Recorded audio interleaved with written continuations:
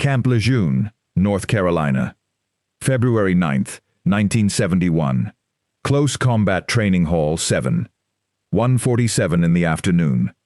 200 Marines stood around the edge of the training floor when Bruce Lee walked through the double doors. He did not arrive in uniform. He did not carry equipment. He wore a fitted black long-sleeve shirt, dark trousers, and simple black shoes. His hair was short. His expression was calm. He looked smaller than almost every man in the room. The base commander introduced him as one of the most discussed martial artists in America. A man known for speed. A man known for Jeet Kune Do. A man whose demonstrations had brought fighters, actors, instructors, and athletes into the same room, just to see whether the stories were true. Most of the Marines watched with interest. One did not. Staff Sergeant Dax Harlan stood near the back wall with his arms folded across his chest. He was 34 years old, 6'2", 230 pounds. He had boxed for the Marine Corps. He had served 2 tours overseas. He had trained recruits in close combat for 6 years. Nobody on the base had beaten him in a full-contact sparring round in more than 4 years. The men called him Stone Harlan, not because he was impossible to hurt, because he never admitted when something hurt. He watched Bruce cross the floor and smiled. Not with respect, with amusement. The commander finished the introduction. The invitation had been arranged weeks earlier. Bruce was not there to replace the base instructors or redesign Marine training. The commander wanted the men to see a different approach, from a martial artist whose name had begun spreading far beyond traditional schools. That distinction mattered to the commander. It did not matter to Harlan. He had spent years watching visitors arrive with polished language, clean uniforms, and techniques that failed the moment resistance became real. He had seen men impress a room for 10 minutes and disappear before anyone could ask them to prove more. To him, Bruce looked like another name carried by reputation. The Marines around Harlan knew that expression. They had seen it before difficult drills, before boxing rounds, and before Harlan stepped onto a mat with someone who had been talking too confidently. It meant he had already decided what the other man was. Bruce noticed that too. He did not see hatred. He saw a conclusion formed before observation. That was more dangerous, because Harlan believed it was experience. Bruce stepped onto the center mat. "I was invited here as a guest," he said, "not to tell Marines how to be Marines." A few men smiled. Bruce continued, "I was asked to show how I think about distance, timing, and interception." Harlan spoke from the back. "That is a long way of saying hitting first." Several Marines turned. The commander looked toward him. "Staff Sergeant." Harlan lifted both hands. "I am listening, sir." Bruce looked at him. Harlan's smile remained. Bruce turned back to the group. "Sometimes hitting first is the answer." Harlan spoke again. "Sometimes the other man does not stand still while you explain it." The room became quieter. The commander took one step forward. "Harlan, that is enough." Bruce raised one hand. "It is all right." Harlan pushed away from the wall. He walked toward the mat slowly. The Marines opened a path for him. He wore an olive-drab t-shirt, utility trousers, and black combat boots. His shoulders were wide. His hands were scarred. A pale line ran across his left cheekbone from a training accident 3 years earlier. He moved like a man who expected people to make room. He stopped 10 feet from Bruce. "What do you call it?" Harlan asked. "Jeet Kune Do, the way of the intercepting fist." "Yes." Harlan looked around the room. "That sounds good." He looked back at Bruce. "Everything sounds good when the other man is helping." The Marines watched Bruce. Bruce did not answer immediately. Harlan continued, "I have seen demonstrations. One man throws the punch he was told to throw. The other man knows where it is going. Then everybody claps because the answer was already decided. Bruce looked at the men standing around the mat, then at Harlan. "Would you like to throw a punch I did not choose?" A few Marines laughed. Harlan did not. "I would like more than one." Section 3. The Agreement. The commander stepped between them. "This is a guest appearance, not a challenge match." Harlan looked past him. "Then let him demonstrate." Bruce's expression did not change. Harlan pointed toward the center of the mat. "1 round, no student, no assistant, no planned attack." He pointed at Bruce. "Just you and me." The hall became silent. The commander turned to Bruce. "You do not have to answer that." Bruce nodded. "I know." Harlan folded his arms again. "You came here because people know your name." Bruce looked at him. "You think that is why?" "I think cameras made you famous. There are no cameras here." Harlan smiled. "Exactly." That was the first moment the room truly changed. The Marines were no longer watching a demonstration. They were watching one of their own men challenge a guest in front of the entire unit. Harlan took another step. Movie speed, movie punches, movie students. Bruce remained still. Harlan pointed at the mat. "Try it on someone who hits back." The commander's voice became harder. "Staff Sergeant Harlan, stand down." Harlan did not look away from Bruce. "Sir, with respect, he came here because he is supposed to be the real thing," the commander answered. "He came here because I invited him." Harlan nodded. "Then let him leave as a guest." He looked directly at Bruce. "But do not let him leave pretending that was fighting." The words entered the room and stayed there. Bruce looked around at the Marines. Some expected him to refuse. Some expected him to become angry. Harlan expected both. Bruce removed his black jacket and folded it over a wooden bench. Then he stepped onto the center of the mat. "You want 1 round?" Harlan's smile returned. 1 round. No demonstration. No planned attack. Harlan shook his head. "You will not know what is coming." Bruce looked at him.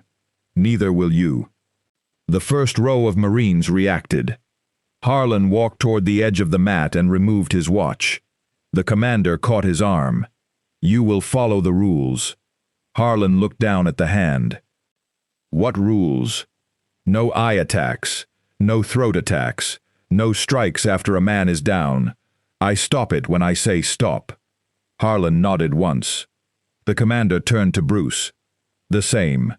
Bruce nodded. Section 4. They face each other. Harlan stepped onto the mat. The size difference became clearer when they stood together. Harlan was nearly 7 inches taller and 90 pounds heavier. His forearms looked built to break grips. His boots were planted wide.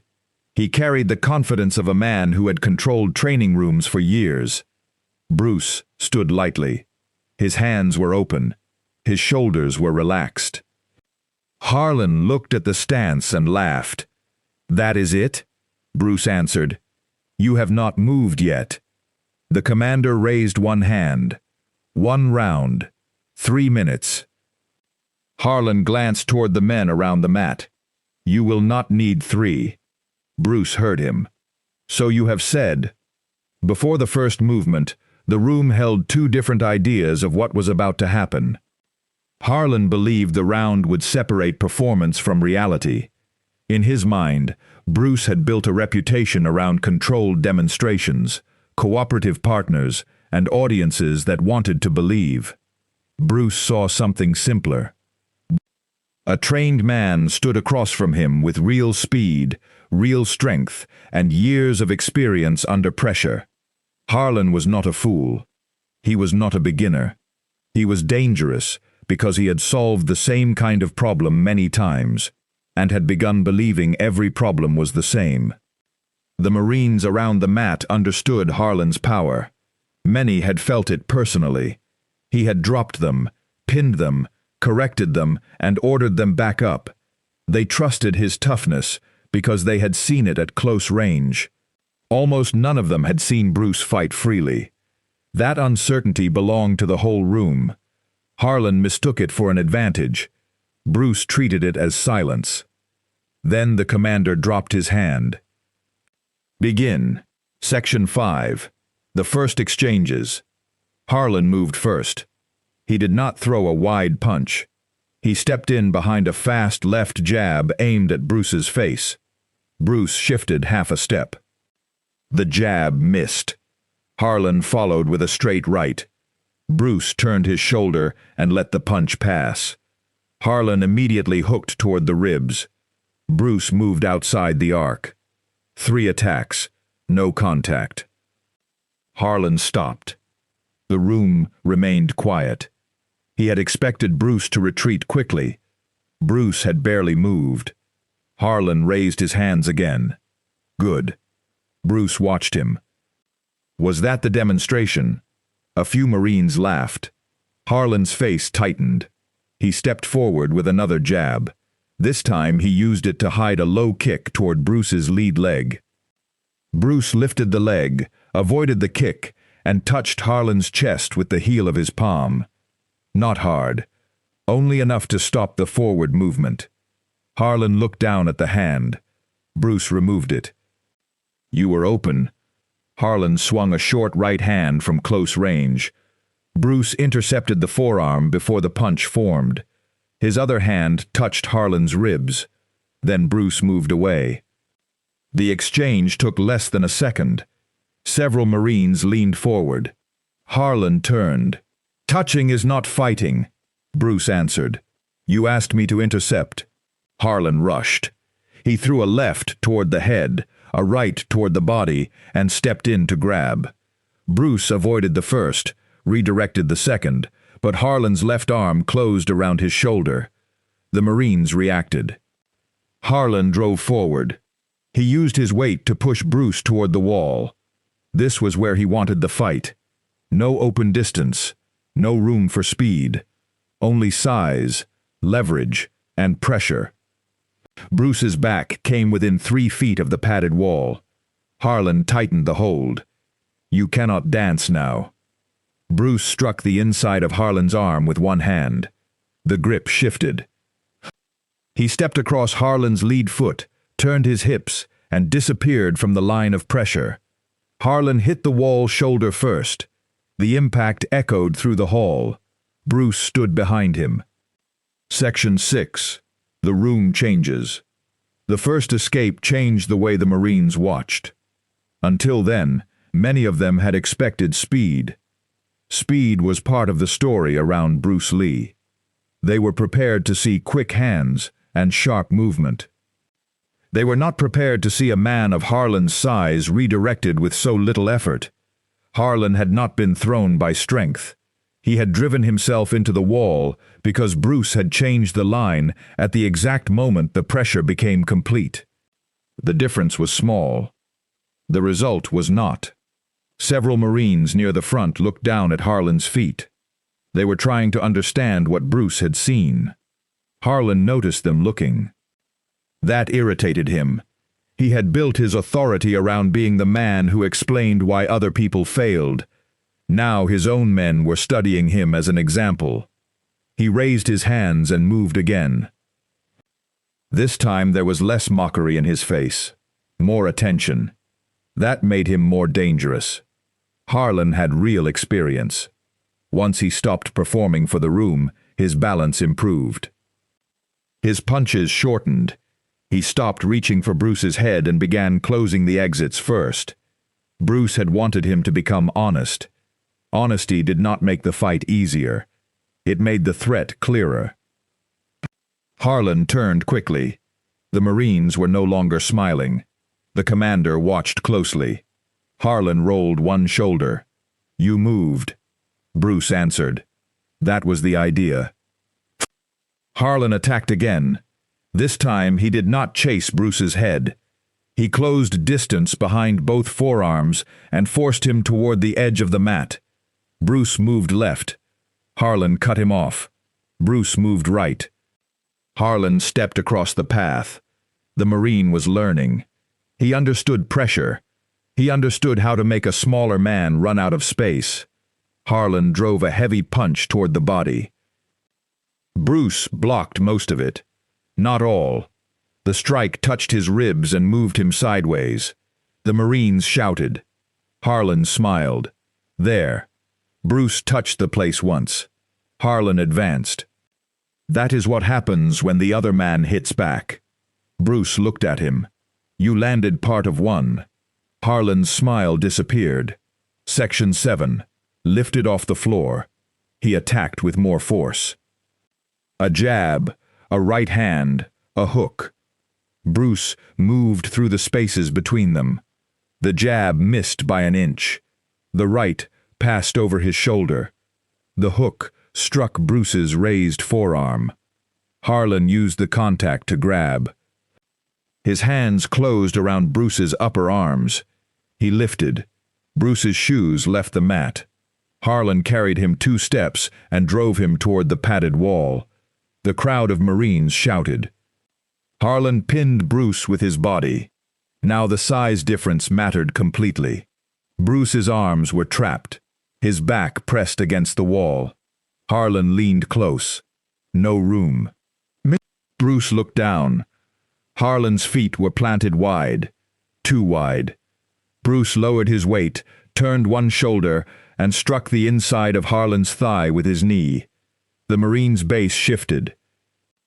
Bruce struck the ribs with a short palm, then the chest. Harlan's grip loosened. Bruce dropped to the floor. Before Harlan could close again, Bruce stepped behind the lead foot and turned. Harlan lost balance. He went down onto one hand and one knee. The room exploded. Harlan stayed there for 1 second. Then he stood. His face had changed. The fight was no longer a test of Jeet Kune Do. It was now a test of his authority. Every Marine in the room had seen him forced to one knee. Harlan looked at Bruce. You think that counts? Bruce answered. You went down. Harlan charged. Section 8. Full power. The commander shouted. Control it. Harlan did not hear him. He threw the right hand with full power. Bruce moved outside and struck the body. Harlan turned with the left. Bruce ducked and kicked the front thigh. Harlan's leg stiffened. He swung again. Bruce stepped in before the punch opened. One hand stopped the biceps. The other struck the chest. Harlan stumbled back 1 step. He recovered immediately and fired a short uppercut. Bruce leaned away. The fist passed close enough to move his hair. The Marine saw the danger. Harlan was not slow. He was trained. His punches were compact. His feet stayed beneath him. He understood how to fight under pressure. Bruce understood something else. Harlan's right shoulder tightened before every power strike. His front foot turned outward before every attempt to drive forward. When his pride was touched, he stopped protecting the body. Bruce began working there. A short kick to the thigh, a straight hand to the chest, a compact strike beneath the ribs. Then he moved. Harlan chased. Bruce stopped him with a kick to the hip. Harlan forced through it. Bruce hit the body again. Harlan grabbed at the shirt. Bruce slipped free. The Marines started reacting to every movement. Some shouted for Harlan. More began shouting for Bruce. Harlan heard it. That made him reckless. He stepped forward and slapped his own chest. Stand here. Bruce remained where he was. Harlan pointed at the floor between them. No running. No tricks. Stand here and fight. Bruce looked at the marked spot, then at Harlan. You want me where you are strongest. Harlan smiled. Afraid? No. Bruce stepped onto the spot. The room became silent. Section 9. The second takedown. Harlan moved in. He threw the left jab. Bruce redirected it. The right followed. Bruce slipped inside. Harlan tried to close both arms around him. Bruce struck the ribs twice. Harlan's elbows dropped. Bruce hit the center of the chest. Harlan threw a hook from close range. Bruce intercepted it at the forearm. He struck beneath the chin with the heel of his hand. Harlan's head snapped back. Bruce kicked behind the lead knee. Harlan dropped to one knee again. This time, the room did not explode immediately. It went silent. The strongest man in the unit was kneeling in front of the guest he had mocked. Bruce stood close enough to strike. He did not. Harlan looked up. Bruce stepped back. "Get up." Harlan's eyes hardened. He rose. The commander moved closer. "That is enough." Harlan raised one hand. "No." He looked at Bruce. "He has not finished anything." Bruce answered, "You are the one asking to continue." Harlan breathed through his mouth. His chest rose quickly. A dark mark had begun forming along one side of his ribs. He looked at the Marines around the mat. Men he had trained. Men he had corrected. Men he had thrown to the floor and ordered back up. They were watching him wait for permission to continue. Harlan could not accept that. One more exchange. The commander shook his head. "The round is still running." Harlan looked toward the clock. Only 1 minute and 22 seconds had passed. He had believed the challenge would last less than 30. Bruce had already put him down twice. Section 10. The grazing punch. Harlan raised his hands. Bruce waited. This time, Harlan did not rush. He circled. He tested the distance with the left. Bruce did not bite. Harlan stepped outside Bruce's lead foot. He used a feint toward the body and drove the right toward the head. Bruce moved just enough. The punch grazed his temple. A sound moved through the room. Harlan followed with a shoulder and forced Bruce backward. He trapped one arm and tried to turn behind him. Bruce shifted, but Harlan maintained the grip. The Marine locked both hands around Bruce's waist from the side. He lifted. Bruce's feet left the floor again. Harlan turned toward the mat. He intended to throw him hard enough to end the discussion. The commander moved forward. Bruce hooked one leg around Harlan's knee. He struck the side of the neck with an open palm. Harlan's grip weakened. Bruce shifted his weight. Both men fell. Harlan hit first. Bruce rolled free. The impact echoed through the building. Harlan tried to rise immediately. His right leg failed. He caught himself with one hand. Bruce stood several feet away. Harlan looked at the leg, then at Bruce. The humiliation reached him before the pain. He forced himself upright. The Marines had become completely quiet. Harlan's face was red. His breathing was heavy. Bruce's black shirt was stretched at one shoulder. A red mark showed near his temple. He was breathing harder now, too. The fight had not been effortless. That mattered. Harlan was dangerous. He had touched Bruce. He had lifted him twice. One successful throw could have changed everything, but he had not controlled a single full exchange. Every time he believed he had Bruce trapped, Bruce had used the trap against him. Harlan raised his fists again. Section 11. The commander steps in. The commander stepped onto the mat. "Staff Sergeant." "Stop." Harlan looked at him. "Sir, that is an order." Harlan's jaw tightened. Then Bruce spoke. "Let him finish." The commander turned. Bruce watched Harlan. Bruce watched Harlan. He asked for one round. Harlan nodded. The commander stepped back slowly. "One more uncontrolled strike, and I stop it." Harlan did not answer. Bruce lowered his hand slightly. Harlan saw it as an opening. He moved a fast jab. Bruce slipped. A hard right. Bruce moved outside. Harlan kicked toward the thigh. Bruce lifted the leg. Harlan followed with a left hook. Bruce blocked. The Marine pressed forward behind the contact and finally drove Bruce against the padded wall. This time he did not reach for a wide grip. He used one forearm across Bruce's chest and struck short with the other hand. The first punch hit the body. The second touched the shoulder. The third never formed. Bruce trapped the wrist. Bruce trapped the wrist. He turned the elbow. Harlan's posture broke. Bruce stepped away from the wall and pulled Harlan forward. The Marine stumbled. Bruce struck the body, then the thigh, then the chest. Harlan backed away for the first time. The Marines saw it. Harlan saw them seeing it. He roared and rushed again. Bruce intercepted him with a sidekick to the center of the body. The impact stopped Harlan completely. His boot slid backward across the mat. The room erupted. Harlan bent slightly and tried to breathe. Bruce remained in front of him. "You called it a trick." Harlan straightened. "You have not beaten me." Bruce looked at the clock. 1 minute left. Section 12. Harlan becomes real. Harlan's best sequence came after he stopped trying to prove that Bruce was a fraud. He stepped into range behind the jab and did not overextend.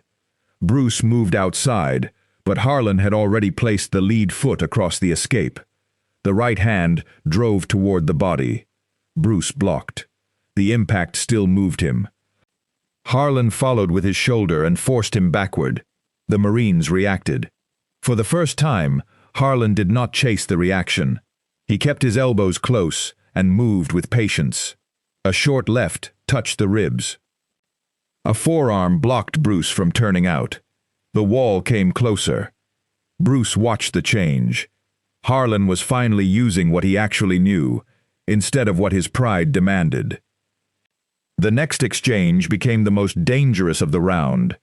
Harlan pinned one side with his shoulder and attacked the body with compact punches. Bruce absorbed one on the arm and another across the ribs. The third strike almost reached the jaw. Bruce moved inside the punch before it completed. His forehead came close to Harlan's chest. One hand controlled the attacking arm. The other struck beneath the ribs. Harlan tightened his stance. Bruce hit the same point again. The Marine's breath broke. Bruce turned beneath the shoulder and escaped. Harlan followed immediately. No anger. No shout. Just pressure. Bruce kicked the thigh. Harlan accepted it and kept moving. Bruce struck the chest. Harlan gave one step and returned. For several seconds, neither man controlled the entire exchange. The Marines saw something important. Harlan had not become harmless simply because his certainty was wrong. He remained disciplined, strong, and capable of ending the round. Bruce's advantage was not that the Marine had no answers. It was that Bruce continued seeing the question sooner. Section 13. Final 30 seconds. Harlan wiped sweat from his mouth. Then use it. He stepped forward more carefully. For the first time, he respected the distance. He kept his elbows closer. He did not overreach. The Marines could see him adjusting. Bruce could too. Harlan jabbed toward the chest. Bruce parried. The right followed lower. Bruce turned. Harlan did not chase. He stepped across the escape and fired the left hook. Bruce blocked, but the force moved him. Harlan hit the body. The punch landed clean enough to make Bruce exhale. Several Marines shouted. Harlan pressed a short right toward the jaw. Bruce leaned back. The fist missed. Harlan drove the shoulder into him and forced him toward the center. The Marine had found his best moment. He was no longer fighting the insult. He was fighting the man. Bruce recognized the change. He also recognized how late it had come. Harlan attacked with a compact combination. Left, right, left to the body. Bruce redirected the first, slipped the second. The third touched the ribs. Harlan stepped in to grab. Bruce struck the arm, then the body. Harlan kept coming. Bruce kicked the front thigh. Harlan ignored it. He swung the right. Bruce intercepted at the biceps and hit the chest. Harlan staggered but remained standing. He answered with a short left that grazed Bruce's shoulder. The Marines were shouting for both men. The commander watched the clock. The clock did not help Harlan. It exposed him. Every second showed the Marines another thing he had promised would not happen. Bruce was still standing. Harlan had been put down twice. The smaller man had escaped the wall, the lift, the grip, and the pressure. Harlan could feel the unit measuring him now. Not measuring his courage. No one doubted that. They were measuring his judgment.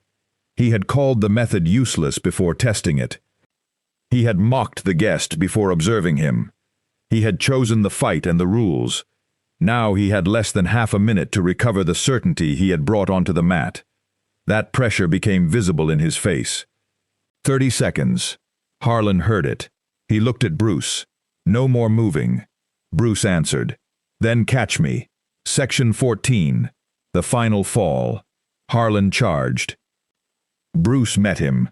The two men collided near the center. Harlan's forearm struck Bruce's guard. Bruce's palm hit the chest. Harlan grabbed the shirt. Bruce struck the ribs. Harlan pulled him close. Bruce hit the body again. Harlan's grip weakened. Bruce turned outside. Harlan caught one arm and tried to drag him back. Bruce stepped with the pull. He struck beneath the jaw. Harlan's head lifted. Bruce hooked behind the knee. Harlan fell onto one hand. He pushed up immediately. Bruce waited. The Marines had stopped shouting. 20 seconds. Harlan stood. His legs shook. He looked at the men around the mat. Then at Bruce. He understood that the round was almost over. If he allowed the clock to end it, he could tell himself he had survived. That was not enough. He needed one final attack. He needed one clean moment that could erase everything before it. Harlan drew a breath. Bruce watched the right shoulder tighten. The front foot turned outward. The same signs, the same attack, only slower now.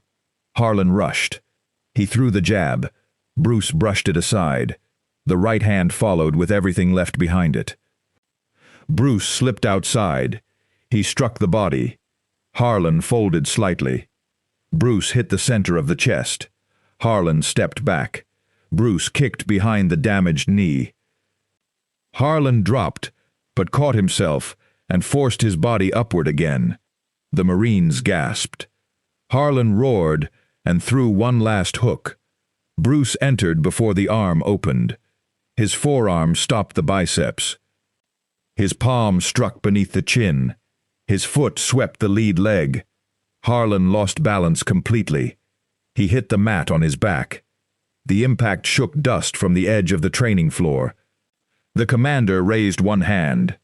Stop. Bruce stopped. Harlan tried to sit up. His arms moved. His body did not. He turned onto one side. One knee came beneath him. He tried to stand. The leg failed. The entire unit watched. The same man who had called Jeet Kune Do a trick was now on one knee, unable to rise in front of the Marines he trained. Bruce stood several feet away. He did not celebrate. He did not smile. He did not turn toward the crowd. He waited. Harlan tried again. His hand pressed against the mat. His legs shook. He reached a crouch and fell back to one knee. The silence became heavier. Bruce looked at him. You wanted someone who fights back. Harlan breathed hard. Bruce took one step closer. Now get up. The words struck harder than an insult. Harlan looked around the room. Every face was turned toward him. He placed one boot flat, then the other. He forced himself upright. He stood unsteadily. Section 15. What the room saw. When Harlan finally stood after the last fall, he looked older than he had 3 minutes earlier. Not weaker. Older. The round had removed the expression of a man certain that experience had already given him every answer. He looked at the Marines nearest the mat. Some had trained under him for years. None were laughing. That made the admission possible. He understood that another excuse would damage him more than the defeat itself. The men had seen the full round. They had seen his best moments. They had seen his mistakes. He could not protect his authority by pretending nothing had happened. Real authority now required the one thing he had refused at the beginning: observation without pride. Bruce gave him the space to choose. He did not demand an apology. He did not tell the Marines what to think. He simply waited until Harlan could stand and speak for himself. That restraint made the moment harder. Harlan could not blame humiliation on cruelty. Bruce had given him no insult to fight, only the result. The commander remained ready to step in. Harlan looked at Bruce. His chest rose and fell. A mark had darkened along his ribs. Sweat ran through the scar on his cheekbone. His pride had survived punches before. It had survived throws. It had survived pain. It had never survived being wrong in front of 200 men. Harlan lowered his hands. That was not a demonstration. Bruce waited. Harlan swallowed. I was wrong. No one moved. Bruce looked at him. You were certain. Harlan's jaw tightened. Bruce finished. That is worse. Section 16. The room returns to order. The room remained silent for another second. Then the commander stepped between them. The round is over. Bruce nodded. Harlan did not. He kept looking at Bruce. Not with friendship. Not yet. But the mockery was gone. The commander turned toward the unit. Back in formation. The Marines moved slowly at first, then in lines. The room returned to order, but it did not return to what it had been. Before the round, Harlan's authority had filled the hall. Men listened because he had experience, rank, and a record none of them had challenged successfully. After the round, the authority remained, but the myth around it had changed. The Marines had seen him adapt. They had seen him land. They had also seen him become angry, overcommit, and refuse information that did not match what he believed. That made the lesson larger than the fight. A man could be brave and still be wrong. A man could be trained and still become trapped by his own certainty. A man could possess strength and lose control of how he used it. Bruce had not taken Harlan's rank. He had taken away the excuse that rank, size, or experience made observation unnecessary. Section 17. After the doors closed, Bruce walked toward the bench and picked up his jacket. The young Marine nearest him spoke quietly. "Sir." Bruce looked over. "How did you know what he would do?" Bruce looked toward Harlan. "I did not know everything." The Marine waited. "I watched what he gave me." Across the mat, Harlan heard the answer. He sat on the edge of a bench, while a corpsman checked his leg and ribs. The corpsman pressed one spot. Harlan winced. "Nothing broken," the corpsman said. Harlan looked toward Bruce. "That is not the problem." The corpsman followed his eyes. "No." The commander approached Bruce near the doors. "I apologize for the way this happened." Bruce put on his jacket. "You invited me as a guest." "I did." "He invited me to fight." The commander looked back at Harlan. "He will answer for that." Bruce shook his head. "He already did." The commander almost smiled. "You still have 20 minutes on the schedule." Bruce looked toward the Marines forming again. "They have seen enough." Harlan stood from the bench. His leg remained stiff. He walked toward Bruce. The Marines noticed, but stayed in formation. Harlan stopped several feet away. "I have one question." Bruce waited. "When I had you against the wall the second time, why did you not move earlier?" "Because you were still adjusting." Harlan frowned. You let me improve? No. Bruce looked at his feet. I let you believe the position belonged to you. Harlan looked down. You waited until I committed. Yes. Harlan was quiet. That is the intercepting fist? That is part of it. Harlan nodded slowly. He did not ask for another round. He did not offer his hand. He stepped aside. Bruce walked through the double doors. The hall stayed quiet until they closed behind him. Section 18. How the story spread. Only then did the Marines begin talking. Some repeated the throws. Some argued about the final combination. Some insisted Harlan had nearly ended it at the wall. Others remembered the moment Bruce told him to stand. The story spread across the base before the afternoon formation ended. By evening, men who had not been inside Combat Training Hall 7 already knew the outline. Bruce Lee arrived as a guest. Staff Sergeant Dax Harlan called his art a trick. Harlan demanded a real round. Bruce accepted. The strongest man in the room went down 3 times. The last time he could not rise on the first attempt. The details changed with each telling. Some said Bruce never moved more than a few inches. Some said Harlan had been thrown across the entire hall. Some said the final exchange lasted less than 1 second. The men who stood closest remembered something simpler. Bruce never fought the way Harlan expected. When Harlan used power, Bruce used angle. When Harlan used pressure, Bruce used timing. When Harlan used anger, Bruce used information. And when Harlan finally began fighting with discipline, Bruce was already too far ahead. Section 19. The morning after. The following morning, Harlan entered the same hall before sunrise. No unit waited for him. No commander watched. He stood alone on the mat. The room looked smaller without 200 Marines around it. He walked to the wall where he had pinned Bruce. He placed one forearm against the padding. Then he looked at his feet. Too wide. Too much weight forward. He repeated the position. Shifted 1 foot. Tried again. The first sergeant entered and watched from the door. Harlan noticed him. You need something. The first sergeant shook his head. I wanted to see whether you were blaming the floor. Harlan looked at the mat. Number. The rules? No. The guest? Harlan turned. No. The first sergeant stepped inside. Then what are you doing? Harlan placed his foot again. Watching what I gave him. The first sergeant nodded. That answer reached Bruce weeks later, through a mutual acquaintance. Bruce did not celebrate it. He did not need Harlan to become a student. He did not need the base to declare Jeet Kune Do superior to every other method. The point had never been to create believers. The point was to remove certainty. Harlan had entered the hall, convinced that anything demonstrated could not be real.